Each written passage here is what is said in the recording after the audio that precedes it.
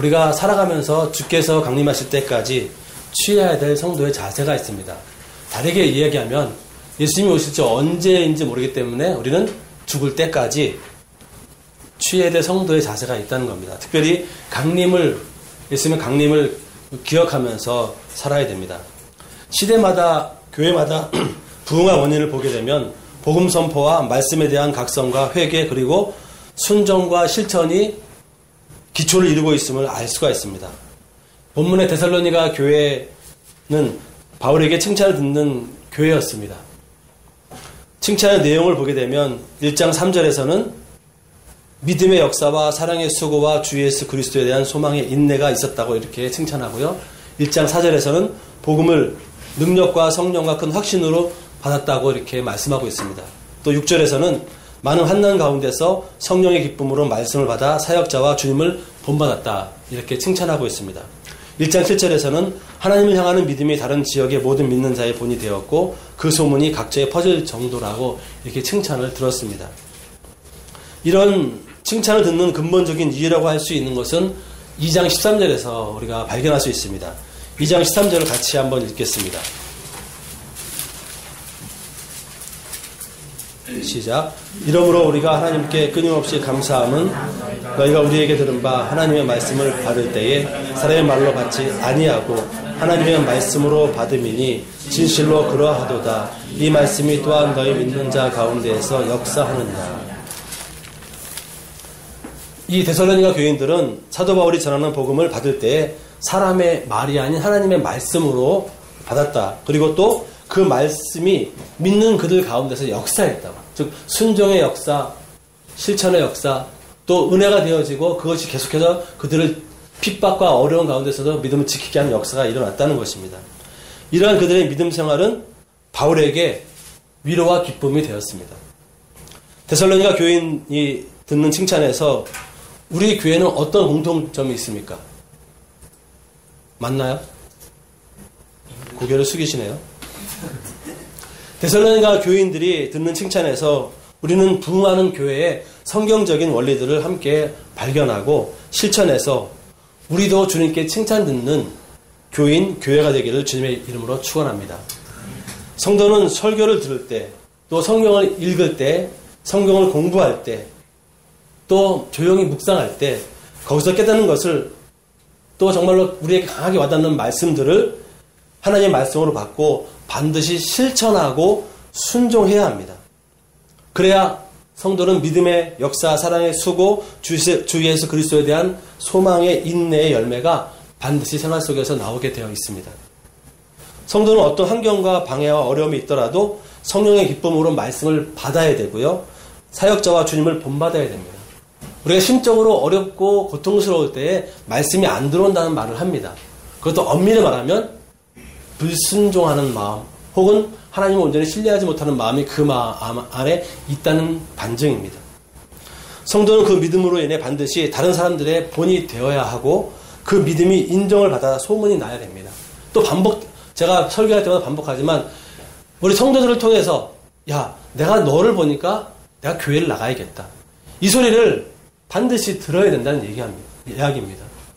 그리고 전도가 안 되어지면 그 소리를 안 듣는다는 이야기겠죠. 그러면 결코 하나님께는 칭찬을 못 들을 겁니다. 우리 교회는 그런 교회가 아니 되기를 바랍니다. 이런 믿음에 반드시 동면의 양면처럼 같이 가야 되는 게 있습니다. 오늘 본문의 말씀의 핵심이기도 한 주의 날에 대한 소망입니다. 그리고 그 믿음입니다. 주님께서 강림하시는 주의 날을 확고한 소망과 믿음으로 기대하고 기다리면서 성경은 하나님의 말씀으로 받고 실천하여서 믿음의 역사와 사랑의 수고와 주 예수에 대한 소망의 인내 열매가 생활 속에서 맺혀지고 나누어져야 됩니다. 진정으로 이러한 성도가 되기를 주님의 이름으로 축원합니다. 또 이렇게 되기 위해서 모두가 합심하기를 소망합니다. 사도 바울이 주님의 강림을 다루면서 먼저 다룬 것은 부활과 죽음입니다. 이 순서를 보게 되면 참 적절하다라는 생각을 하게 됩니다. 다른 종교와 달리 기독교는 부활의 종교입니다. 즉 부활 교리를 믿습니다. 육신은 언젠가는 죽음을 맞이해서 흙으로 돌아가지만 우리 영혼은 하나님께서 계시는 영원한 하나님 나라에서 영원히 살게 된다는 교리를 우리는 견지해야 합니다. 그렇다면 부활을 믿는다는 그 전제에는 몇 가지가 있습니다. 무엇이냐면 첫 번째, 인간은 반드시 다 어떻게 될까요? 죽죠. 두 번째, 예수님이 다시 오실 때 우리는 부활한다. 여기에는 예수님의 강림이 포함되는 겁니다. 그리고 셋째, 하나님을 믿는 자는 천국에서 무엇을 누린다고요? 영생을 누립니다. 여기서 우리는 신자이건 불신자이건 간에 공통점이 있음을 알 수 있습니다. 하나는 인간은 반드시 죽는다는 것, 이것을 부정하는 사람이 아무도 없다는 것입니다. 또 하나는 사람들은 죽음 이후에 대한 어떠한 막연한 기대감이 있다는 거죠. 그래서 불교의 경우에는 어찌 보면 구원 교리가 없다고 해야 될 텐데 윤회설과 같은 그런 교리가 있습니다. 또 천주교 같은 경우는 또 연옥을 또 주장합니다. 이 땅에서 특별히 선한 행실을 잘하면은 연옥에 있는 사람이 천국 간다. 이러한 교리를 가지고 있습니다. 또 이슬람은 이 안 믿는 사람들과 혹은 타종교인과 거룩한 성전이라고 하죠. 성전을 해서 죽게 되면은 천국에서 몇십 명의 아내가 기다린다. 뭐 이런 교리도 가지고 있습니다. 설사 종교가 없는 사람이라 할지라도 대부분 죽음 이후에 대한 막연한 두려움, 어떤 내세에 대한 두려움이 있습니다. 그렇다면 성경에서 죽음은 무엇이라고 말씀할까요? 성경에서 죽음은 첫째, 죄의 결과라고 선포합니다. 둘째, 육체가 흙으로 돌아가는 겁니다. 세 번째, 영원히 하나님 앞에서 심판과 상급을 받기 위한 과정입니다. 하나님을 믿는 사람은 죽음 이후에 천국을 선물로 받지만 하나님을 믿지 않은 사람들은 죽음 이후에 그 영혼이 지옥에 간다고 우리는 성경은 말씀하고 있습니다. 우리는 성경에서 말씀하는 이 교리를 믿기에 이 땅에서 죽음을 준비하며 살아갑니다. 나이가 25살만 넘어가면은 노안이 온답니다. 그것이 빠르면 30대 후반, 40대 초반 중반에 나온다고 합니다. 그런데도 불구하고 많은 사람들은 죽음을 생각보다 준비하지 않습니다. 하지만 진정한 크리스찬은 분명히 죽음을 준비하며 살아야 됩니다. 그럼 어떻게 죽음을 준비하며 살아야 되느냐? 다 압니다. 첫 번째, 무엇을 소망해야 되죠? 천국을 소망하며 살아야 됩니다. 두 번째, 하나님께서 주시는 평강으로 온전히 거룩해지기를 소망하며 살아야 됩니다. 세 번째, 몸과 영혼이 어떤 부분에서도 본이 되고 덕을 세우는 데 힘쓰며 살아가야 됩니다. 그런데 예수 믿는 사람들 중에는 본을 보이지 못하고 덕스럽게 살지 못하고 하나님의 사랑을 실천하지 못하고 이기적이고 자기 중심적인 사람도 있습니다. 불신자들이 이런 사람들의 행실을 보며 흉보고 욕하고 결국에는 천국을 사모하지 않습니다. 그러면서 뭐라고 얘기합니까? 너나 가라. 너나 천국에 가라는 거죠. 이런 비아냥을 듣습니다. 왜 그럴까요? 예수 믿는 사람도 죄성이 있는 존재이기 때문입니다. 특별히 성경 말씀을 제대로 깨닫지 못했고 제대로 순종하지 못했기 때문에 일어납니다. 5장 23절을 같이 읽어보겠습니다. 데살로니가전서 5장 23절입니다. 같이 읽겠습니다. 평강의 하나님이 친히 너희를 온전히 거룩하게 하시고 또 너희의 온 영과 혼과 몸이 우리 주 예수 그리스도께서 강림하실 때에 흠없게 보존되기를 원하노라. 하나님의 평강으로 온전히 거룩해지기를 믿어야 하는데 그렇게 하지 못합니다. 그러다 보니 늘 흠이 있고 자기 중심적으로 살아갑니다. 하나님의 평강이 아닌 뭔가 다른 것으로 채우기 때문에 그런 결과들이 나옵니다. 평강이란 하나님을 온전히 신뢰하고 의지하며 따를 때 하나님께서 주시는 믿음의 결과입니다. 하나님의 평강으로 마음을 채우고 사는 사람은 이 땅에서 욕심으로 자기 인생을 채우는데 급급해하지 않습니다. 언젠가 하나님께서 부르실 것이기 때문에 하나님께서 주시는 평강으로 자신을 늘 거룩하게 하고 자신의 몸과 영혼이 하나님과 사람들에게 신앙적으로 도덕적 윤리적으로 도전과 유익을 주고 또 그렇게 살려고 합니다. 흠잡힐 어리석은 짓을 하지 않으려고 노력합니다. 세상 사람들은 죽음에 대한 다양한 생각을 가지고 있습니다. 그렇지만 대부분 사람들은 이 죽음 이후에 무언가 있다는 막연한 두려움과 기대감을 가지고 살아갑니다. 기독교는 이 죽음이라는 주제를 죄의 결과이기도 하다 보니까 좀 주제가 무겁습니다. 하지만 주의 강림과 함께 봅니다. 때문에 우리는 죽음이라는 주제를 다룰 때 결코 무겁고 침울하게만 이해할 필요가 없음을 알아야 됩니다. 이런 논리적 접근을 가능하게 하는 구절이 바로 아까 읽었던 5장 23절입니다. 평강의 하나님이 친히 너희를 온전히 거룩하게 하시고 또 너희의 온 영과 혼과 몸이 우리 주 예수 그리스도께서 강림하실 때에 흠없게 보존되기를 원하노라. 이 구절은 데살로니가 교인들을 위한 바울의 축복 메시지입니다. 이 축복의 핵심은 평강입니다. 4장 14절부터 5장에 걸쳐 예수님의 강림에 대해서 설명하면서 맺는 결론이기도 합니다. 사도 바울은 5장 23절 본문에서 평강은 누구에게서 나온다고 말씀하죠? 하나님에게서 나옵니다. 하나님이 주시는 평강을 받아 누리는 사람이 하나님께서 온전히 거룩하게 하시고 영과 혼과 몸이 예수님의 강림 시에 흠없게 보존할 수 있다고 말씀하고 있습니다. 주님께서 주시는 평강을 믿음으로 받아들이는 성도는 다음과 같은 일들에 대해서 올바른 믿음의 자세를 취해야 됩니다. 첫 번째, 죽음에 대한 자세입니다. 4장 13절을 같이 읽겠습니다. 형제들아, 자는 자들에 관하여는 너희가 알지 못함을 우리가 원하지 아니하노니 이는 소망 없는 다른 이와 같이 슬퍼하지 않게 하려 함이라. 죽음에 대해서 어떤 자세를 취하라고 말씀합니까? 주님께서 주시는 평강을 받아들이는 사람은 믿음 안에서 죽은 사람들에 대해서 소망이 있는 슬픔을 가지라는 겁니다. 슬퍼하지 않고 캔디 만화 영화의 주제처럼 괴로워도 슬퍼도 나는 악으로 이를 악물고 그러라는 게 아니란 뜻이죠. 슬퍼할 수 있지만 소망이 있는 슬픔이 있어야 된다는 겁니다. 안 믿는 사람들은요, 우리 친척도 몇 번 봤지만 죽게 되면은 정말 그 관이 차에 이제 들어가서 발이 날 때 막 얼마나 슬프게 오는지, 저는 그때 뭘 느꼈냐면 자기도 저렇게 죽을까봐 슬퍼하는가 이런 생각을 할 정도였습니다. 하지만 우리가 가지는 슬픔은 소망이 있는 슬픔입니다.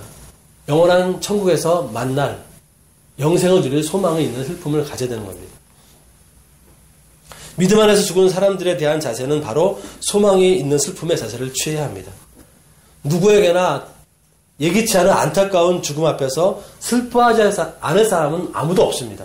그러나 불신자처럼 하늘에 대한 소망이 없는 슬픔을 가지지 말라는 겁니다. 죽음은 슬퍼하지만 13절의 말씀처럼 소망이 있는 슬픔을 우리는 할 수 있어야 됩니다. 그 이유를 어디에서 찾아야 됩니까? 오늘 본문입니다. 그리고 계시록에서 우리가 찾을 수가 있습니다. 소망이 있는 슬픔에서 소망은 무엇에 대한 소망일까? 천국에 대한 소망입니다. 계시록 14장으로 넘어가서 같이 좀 보겠습니다. 계시록 14장입니다. 14장 13절.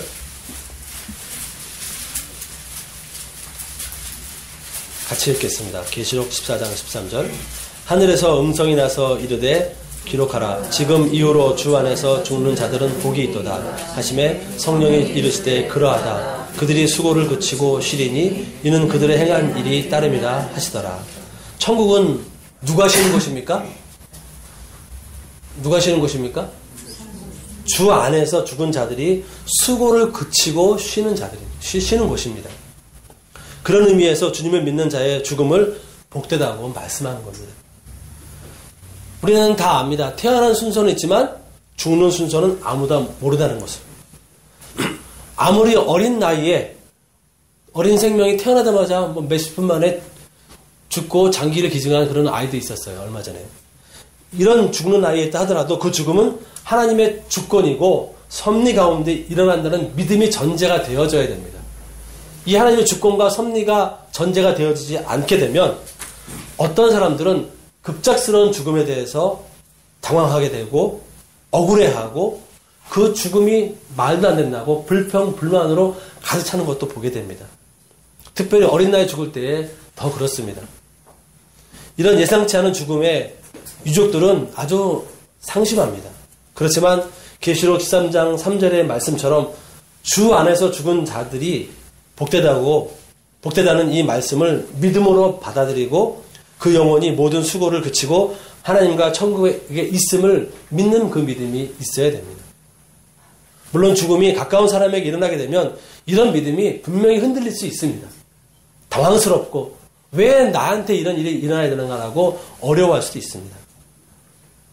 하지만 그 천국에 대한 그 사람의 믿음이 가까운 사람들의 죽음을 통해서 더 분명하게 드러난다는 것은 우리가 확인할 수 있습니다. 살아있는 사람의 언행과 목표와 살아있는 사람의 언행과 목표와 또 집중하고 투자하는 모든 것을 통해서도 그 사람의 믿음이 드러나지만 막상 죽음을 대하는 그 사람을 통해서도 그 사람에 대해서도 진정한 믿음을 알 수 있다는 것입니다. 또 천국은 어떤 곳이냐? 계시록 21장 23절로 가서 같이 읽겠습니다.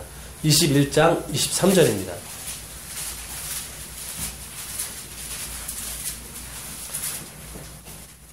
읽겠습니다. 그 성은 해나 달의 비침이 쓸데없으니 이는 하나님의 영광이 비치고 어린 양이 그 등불이 되십니다. 그렇습니다. 천국은 우리가 소망하는 천국은 죄도 질병도 고통과 슬픔도 서러움도 없이 오직 하나님의 영광이 비치고 우리의 구세주 어린 양이 등불이 되어지는 곳입니다.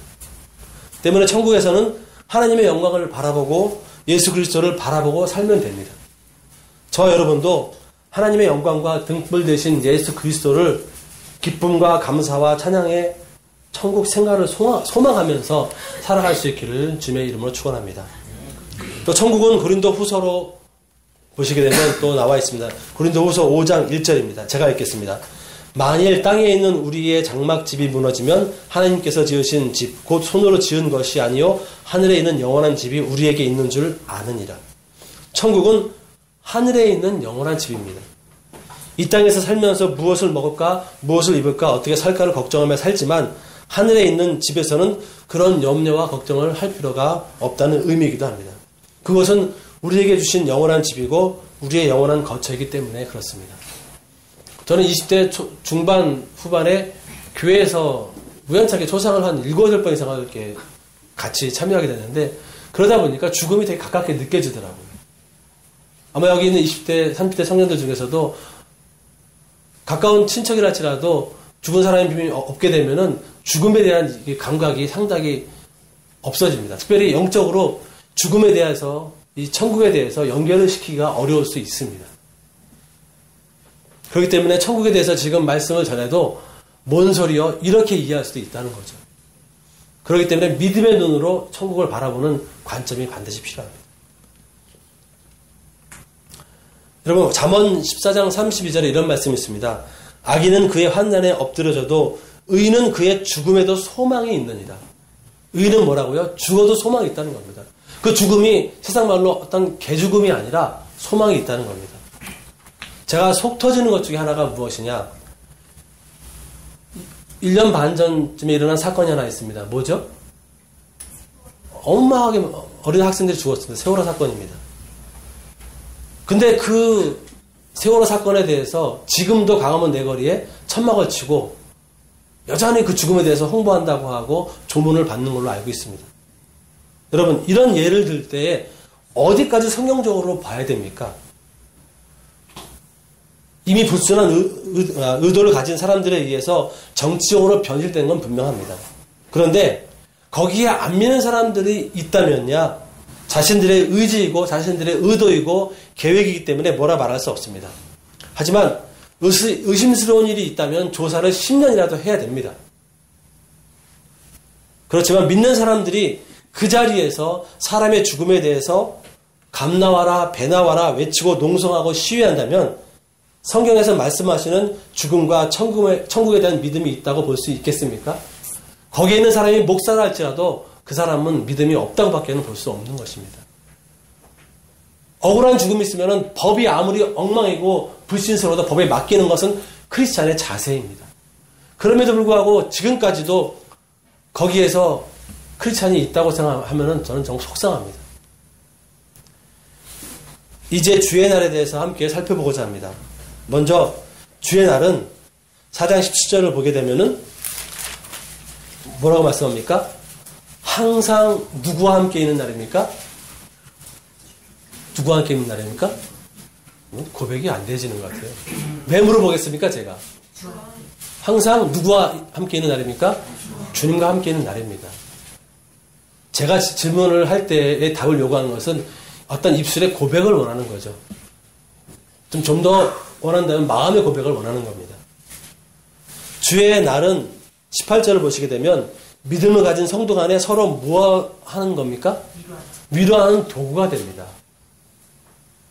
서로 인사 한번 해보실까요? 주의 날을 통해서 위로받으시기 바랍니다. 여러분, 이 인사가 위로가 됩니까? 힘이 됩니까? 도전이 됩니까? 안 된다면 정말 회개하십시오. 내 믿음이 아직 이거밖에 안 된다, 안 되는구나 정말 인식하시고 우리는 회개의 자리에 이르러야 됩니다. 이것이 지옥에 갈 죄는 그런 불신앙의 죄는 아니지만 영원한 나라에서 우리가 살 것에 대한 믿음이 이렇게 내가 부족했구나라는 인식을 해야 됩니다.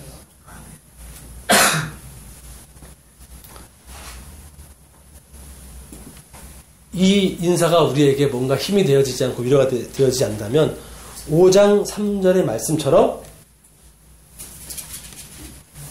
여러분이 지금까지 모은 재물과 투자한 각종 보험 그리고 건강과 젊음 때문에 평안하고 안전하다고 생각하는 불신자와 다를 바가 없다는 겁니다. 이런 사람은 반드시 하나님 앞에서 진정으로 회개해야 됩니다. 여전히 세상의 것들에 온통 관심을 두고 거기에 취해 있고 그것들로 평안을 얻고 안전하다고 생각하는 두 주인을 섬기는 불신앙적인 행동이기 때문에 믿음이기 때문에 회개해야 됩니다. 먼저 주의 날은 주님과 함께 있는 날이고요. 또 두 번째로 주의 날은 불신자들에게 어떤 날입니까? 5장 3절을 보시게 되면 무슨 날이죠? 멸망의 날입니다. 불신자들에게 멸망의 날인 주의 날은 도둑같이 임하기 때문에 결코 피하지를 못합니다. 무엇 때문에 멸망할까요? 여러분, 무엇 때문에 멸망할 것 같습니까? 자신에게 평안하다, 안전하다고 여기는 세상의 것들 때문에 이것을 누리다 보니까 멸망하게 되는 겁니다. 도둑같이 임하는 멸망을 피할 수가 없는 겁니다. 이 사람들에게 주의 날은 결코 피할 수 없는 심판의 날이고 멸망의 날입니다. 사랑하는 성도 여러분, 여러분을 평안하게 만드는 것이 무엇입니까? 여러분을 안전하게 만드는 것이 무엇입니까? 젊은이들은 그냥 젊기 때문에 그게 자신을 평안하게 하고 안전하게 한다고 여길 겁니다. 또 나이가 드신 분들은 지금까지 피땀 흘려 벌어놓은 유무형의 재산이라고 생각할 수 있습니다. 장래를 위한 투자나 투자한 증권이나 각종 보험이 될 수도 있습니다. 많은 사람들이 이뤄놓은 자신의 재물, 인맥, 학력, 명예, 권력 등 육신의 정욕, 안목의 정욕, 이생의 자랑으로 평안하다, 안전하다고 착각을 합니다. 물론 그것이 이 세상을 살 동안에 육체적으로는 아주 편리하고 즐겁고 행복을 줍니다. 없는 입장에서 저도 그것이 부러운 건 사실입니다. 그렇지만 그들의 삶이 길어야 몇 년입니까? 80살입니다. 80 전후 되면은 누리려고 해도 건강이 약해져서 누릴 수가 없습니다. 하나님은 성경을 통해서 우리가 평안하고 안전하다고 여기는 것들에 대해서 경고하고 있습니다. 그것은 특별히 누가복음에 나오는 부자들을 통해서 아주 확실하게 경고하고 있습니다. 번거롭겠지만 누가복음 12장으로 먼저 가시기 바랍니다. 누가복음 12장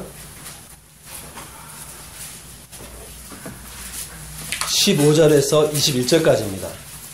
같이 읽겠습니다. 누가복음 12장 15절에서 21절. 어리석은 부자죠. 읽겠습니다. 그들에게 이르시되 삼가 모든 탐심을 물리치라. 사람의 생명이 그 소유에 넉넉한데 있지 아니하니라 하시고 또 비유로 그들에게 말하여 이르되 한 부자가 그 밭에 소출이 풍성하매 심중에 생각하여 이르되 내가 곡식 쌓아둘 곳이 없으니 어찌할까 하고 또 이르되 내가 이렇게 하리라. 내 곡간을 헐고 더 크게 짓고 내 모든 곡식과 물건을 거기 쌓아두리라.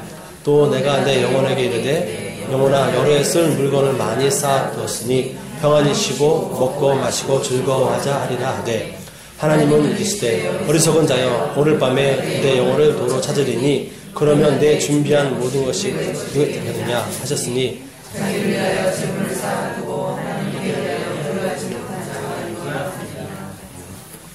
부자가 16절에서 자신을 평안하고 안전하게 해준다고 믿는 것이 무엇이라고 말합니까?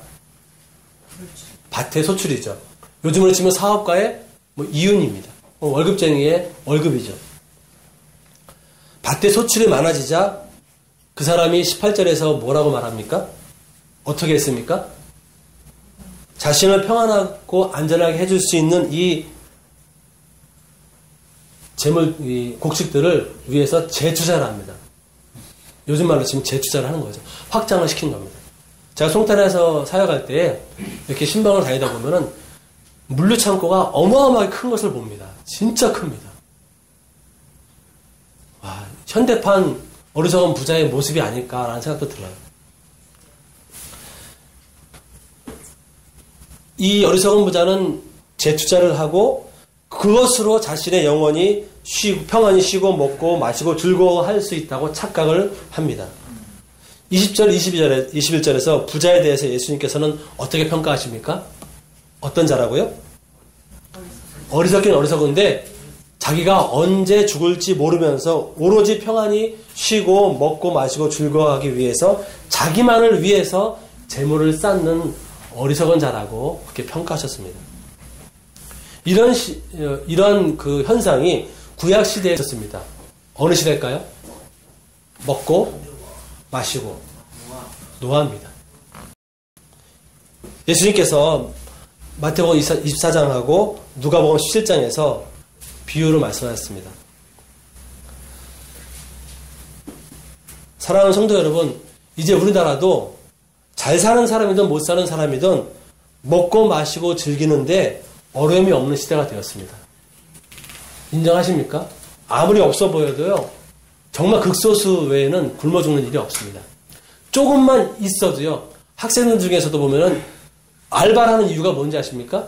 먹고 마시고 즐기기 위해서 하지, 미래를 위한 재투자를 위해, 자신의 미래를 위해서 뭔가 투자하는 경우는 아주 별종입니다. 극소수입니다.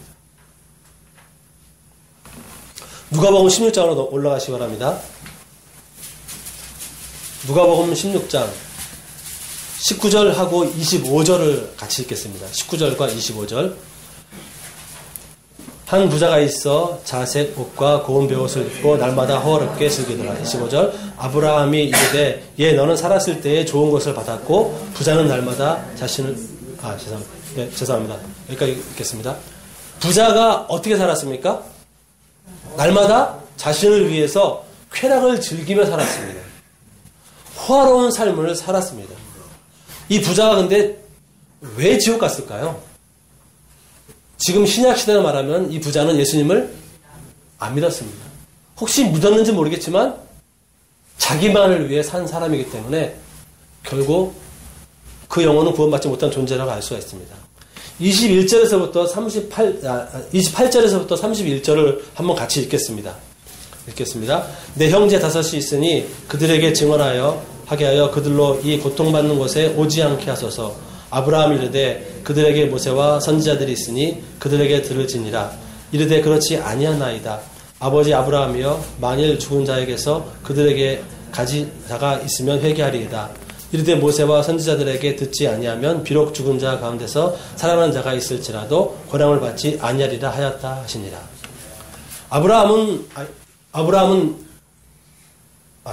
이 부자는 하나님의 말씀을 선지자를 통해서도 듣고도 회개하지 않았습니다. 말씀의 권함을 받지 않은 사람입니다. 28절에 증언이라는 단어가 나오고 그리고 29절에 그들에게 들어야 된다고 했다는 것은 무슨 의미입니까? 이미 말씀 선포가 있었다는 것입니다. 31절에 보게 되면 권함을 받지 않는다. 죽은 사람이 다시 살아나서 간다 하더라도 마음이 강팍하고 하나님을 믿지 않고자 하는 사람들은 믿지 않는다는 것이죠. 그렇다면 또 부자가 한 명 나옵니다. 누가복음 18장입니다. 18장에 나오는 부자는 관원이었고 마태복음 19장에서는 청년이라고 나옵니다. 이 사람은 큰 부자였습니다. 예수님께서 그에게 내 소유를 다 팔아서 가난한 자들에게 나누어 주고 나를 따르라 이렇게 명령을 했습니다. 큰 부자인 이 부자 관원 청년은 근심을 했습니다. 그 모습을 보면서 예수님께서는 갑자기 부자와 하나님 나라를 연결시킵니다. 그러면서 말씀하십니다. 18장 24절부터 같이 읽을까요? 24절입니다. 예수께서 그를 보시고 이르시되 재물이 있는 자는 하나님의 나라에 들어가기가 얼마나 어려운지. 25절 낙타가 바늘귀로 들어가는 것이 부자가 하나님의 나라에 들어가는 것보다 쉬우니라. 이렇게 말씀하셨습니다. 그리고 19장에서는 예수님께서 세리장이고 부자인 삭개오를 통해서 또 하나님 나라와 연관시킵니다. 삭개오는 부자이고 죄인이고 세리인데 어떻게 됐습니까? 구원이 이르렀다고 그렇게 말씀하고 있습니다. 이 사람은 삭개오는 하나님 나라에 들어갔습니다. 이 세리장이고 부자인 삭개오는 삭개오를 통해서 하나님 나라에 들어가는 방법을 우리에게 알려주셨습니다. 그것이 19장 8절과 9절 10절입니다. 같이 읽겠습니다. 삭개오가 서서 주께 여짜오되 주여 보시옵소서 내 소유의 절반을 가난한 자들에게 주겠사오며 만일 누구의 것을 속여 빼앗은 일이 있으면 내 갑절이나 갚겠나이다. 예수께서 이르시되 오늘 구원이 이 집에 이르렀으니 이 사람도 아브라함의 자손이로다. 인자가 온 것은 잃어버린 자를 찾아 구원하려 함이니라. 자신을 위해 축적했던 것이 무엇이든지 간에 자기 만족을 위해 사용하는 사람은 하나님 나라에 들어가기가 아주 어렵지만 예수님을 인격적으로 만나 회개하고 변화되면 자신을 위해 사용하던 것을 자기보다 가난하고 약한 자들을 위해 사용하는 믿음의 역사가 나타난다는 것을 이 말씀을 통해서 우리가 알 수가 있습니다. 그러한 사람들은 삭개오처럼 구원을 받아서 하나님의 자녀가 된다는 것을 우리에게 말씀하고 있습니다. 여러분, 부자가 엉뚱하게도 하나님 나라와 연관되는 것은 결코 우연이 아닙니다. 이 시대에는 사상의 부자도 있습니다. 철학의 부자도 있습니다. 자기라는 존재를 우상으로 여기는 그런 부자도 있습니다. 이런 자들은 결코 천국에 들어갈 수가 없습니다. 예수님은 자신만을 위해 재물을 사용하는 사람들의 특징을 계시록 3장에서 이렇게 말씀하고 있습니다. 읽어보겠습니다. 내가 말하기를 나는 부자라 부요하고 부족한 것이 없다 하나 내 곤고한 것과 가련한 것과 가난한 것과 눈먼 것과 벌거벗은 것을 알지 못하는도다. 영적으로, 육적으로는 부유한지 모르겠지만 영적으로 곤고하고 가련하고 가난하고 눈멀고 벌거벗었다는 것입니다. 이 말씀을 원어의 근거에서 제가 해석을 해서 읽어보겠습니다. 그들은 하나님을 떠났기에 비참하고 불행하고 하나님 보시기에 불쌍하고 하나님에 대해서는 거지처럼 빈약하게 아는 게 없고 그 영혼과 지정의 또는 인격에는 영적인 쓰레기만 쌓여 있고 그래서 하나님은 볼 수 없는 상황이라는 것이고요. 내적으로는 전혀 준비가 안 된 사람이라는 것입니다. 이런 사람이 자신은 하나님의 자녀요 하나님을 예배하기 위해 교회에 나간다고 주장한다고 합시다. 그런 사람은 결코 하나님을 온전히 예배할 수 없는 종교인으로 전락하기 쉽습니다. 또한 그런 사람이 교회를 오래 다녔다 할지라도 데살로니가 교회가 들었던 그런 칭찬을 들을 수 있겠습니까? 죽었다 깨어나도 들을 수 없습니다. 이런 좋은 소문을 들을 수가 없습니다. 특별히 오늘 핵심 주제인 주의 날을 소망하며 그 소망으로 다른 사람들을 위로할 수 있겠습니까? 내가 가지고 있는 것 가지고 내가 누리고 내가 행복하고 편안하게 하겠다는데 다른 사람들에게 도전을 줄 수는 없는 겁니다. 다른 사람들로 하여금 주의 날을 소망하면서 살 수 있게 만들 수 있는 영적인 영향력은 없습니다. 예수님께서는 단호하게 말씀하십니다. 그런 사람이 하나님 나라에 들어가기보다는 차라리 낙타가 바늘귀로 들어가는 게 쉽다. 이런 사람들에게 주시는 하나님의 말씀이 있습니다. 고린도전서 7장 31절인데 읽겠습니다. 세상 물건을 쓰는 자들은 다 쓰지 못하는 자같이 하라. 세상 물건을 쓰는 사람은 다 쓰지 못하는 것처럼 하라. 이 세상의 외형은 지나갑니다. 무슨 의미냐면 세상의 물건 혹은 세상의 것에 마음을 빼앗기지 않고 세상의 것들을 바르게 쓰라는 겁니다. 적절히 누리라는 겁니다. 자기의 만족만을 위해서, 자기의 평안과 쾌락만을 위해서 그렇게 거기에만 몰입하는 것이 아니라 적절히 쓰라는 겁니다. 주의 날에 대한 말씀에서 우리가 성도로서 알아야 될 것이 있습니다. 첫 번째는 5절입니다. 5장 5절입니다. 같이 읽겠습니다. 너희는 다 빛의 아들이요 낮의 아들이라. 우리가 밤이나 어둠에 속하지 아니하나니. 우리는, 성도인 우리는 빛의 아들이고 낮의 아들이라는 신분이 주어졌습니다. 두 번째는 밤이나 어둠에 속하지 않았기 때문에 어떻게 됩니까? 잠자지 말고 오직 깨어서 정신을 차려서 8절에 있는 말씀처럼 믿음과 사랑의 호신경을 붙이고 구원의 소망의 투구를 쓰고 살아야 됩니다. 이것이 우리의 행동 지침입니다. 주의 날을 의식하면서 이런 믿음으로 살 때에 성도들에게 주의 날이 도둑같이 임하지 못한다는 것을 우리는 반드시 믿고 순종해야 됩니다. 이와 달리 불신자들은 밤에 어둠에 있고 밤에 자고 밤에 속해 있는 존재, 즉 세상에 취해 있고 세상에서 여전히 누리고 사는 잠자는 존재이기 때문에 당연히 영적으로 하나님에 대해서, 주의 날에 대해서 깨어있지 못합니다. 그렇기 때문에 자연스럽게 주의 날이 도둑같이 임할 수밖에 없는 것이죠. 성도 여러분, 여러분은 하나님에 대해서 영적으로, 우리들을 영적으로 잠자게 하고 세상에 취하게 만드는 것이 무엇이 있습니까? 그것은 재물이 될 수도 있고, 여러분의 젊음이 건강이 될 수도 있고, 명예나 권력일 수도 있고, 자존심일 수도 있습니다. 혹은 여러분이 즐기는 즐겁게 하는 술, 담배, 오락, 여러 쾌락의 종류가 있을 수가 있고, 또 좀 더 지적인 사람은 이 세상의 철학과 사상일 수도 있고, 좀 더 오락을 즐기는 사람이면은 이 세상에 유행하는 문화와 드라마, 영화 등 이런 것들이 있을 수 있습니다. 다 모두가 자기 만족을 위한 자기 중심적인 것으로 다 갈 수밖에 없는 것들입니다. 그렇다면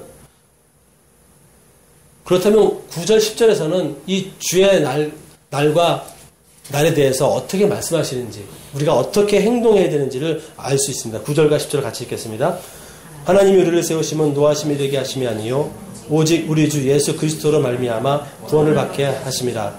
예수께서 우리를 위하여 죽으사 우리로 하여금 깨어 있든지 자든지 자기와 함께 살게 하려 하셨느니라. 우리를 세우신 목적입니다. 무엇입니까? 주의 날에 하나님의 노하심에 이르는 것이 아니라, 즉 하나님의 진노하심의 심판에 빠지는 것이 아니라 항상 주와 함께 살게 하시려는 목적이 있는 겁니다. 그러니까 주의 날을 준비하는 사람은 주와 항상 함께 살게 한다는 의식을 가지고 살 수 있어야 됩니다. 이런 목적을 제대로 순종하기 위해서 11절부터 해서 쭉 23절까지, 22절까지 나온다고 보면 되는데 11절만 보겠습니다. 읽겠습니다. 그러므로 피차 권면하고 서로 덕을 세우기를 너희가 하는 것 같이 하라. 권면은 위로, 격려의 뜻이 있고요. 또 그 전에 또 다른 뜻이 있는데 부르다라, 소환하다는 의미가 있습니다. 그러니까 이 권면의 어원을 두 가지를 합쳐보면 불러서, 소환해서 권면하고 위로해주고 격려해준다는 의미가 있습니다. 그래서 이 두 가지를 같이 합해서 이해하는 게 더 좋을 것 같습니다. 덕을 세우다라는 것은 건축하다의 의미가 있습니다. 무언가를 기초부터 차근차근 쌓아간다는 의미가 있습니다. 즉 성도들이 마치 건물을 건축하듯이 배운 하나님의 말씀을 기초로 해서 서로 불러와서 위로하고 격려하며 종말과 강림에 대한 바른 신앙을 가지도록 서로 도와주고 살라는 의미입니다. 바로 이것이 우리 교회의 모습이 되어야 되고 성도의 모습이 되어야 되고 사회에 나가서 가정에서도 이런 모습으로 살아야 되는 것입니다. 종말과 죽음과 주의 강림에 대한 성경적인 이해를 좀 더 이해하는 시간이 되었으면 좋겠고요. 또 이런 이해를 통해서 머리로만 아는 것이 아니라 어떻게 하면 내가 적용할 수 있을까? 어떻게 하면 내가 살면서 이 죽음과 종말과 주의 강림에 대해서 지혜롭게 적용하며 살 수 있을까를 고민하면서 또 서로가 서로에게 격려와 위로를 줄 수 있는 성도로서 살아가는 한 주간 되기를 주님의 이름으로 축복합니다. 기도하시겠습니다.